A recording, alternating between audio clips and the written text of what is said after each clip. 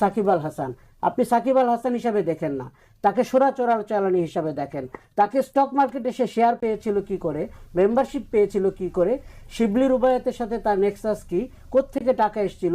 নতুন বাংলাদেশে দাঁড়িয়ে তাহলে যে নতুন স্বপ্ন দেখার কথা আমরা বলছি, নতুন স্বপ্ন দেখছি, তাহলে এই আগের সংস্কৃতিগুলো কাটবে কবে?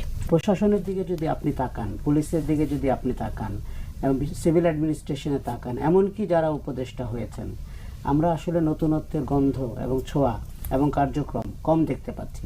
এটির একটি বাস্তবসম্মত চ্যালেঞ্জ হচ্ছে যে 15 বছরের যে জঞ্জাল, 15 বছরের দলীয়করণ, 15 বছরের আপনার অদক্ষতা, এই সব কিছু কিন্তু এই সরকারকে বহন করতে হচ্ছে। এবং আমি মনে করি এখনও 95% পরিবর্তন, সংস্কার তাদের করা হয়নি। বিশেষ করে আপনি যদি পুলিশের দিকে তাকান, যদিও আমরা দেখছি কিছু নাম যাদেরকে আমি বলে থাকি গ্যাংস্টার, তাদেরকে আমার ঠিক পুলিশ অফিসার তখনও মনে হয়নি, এখনও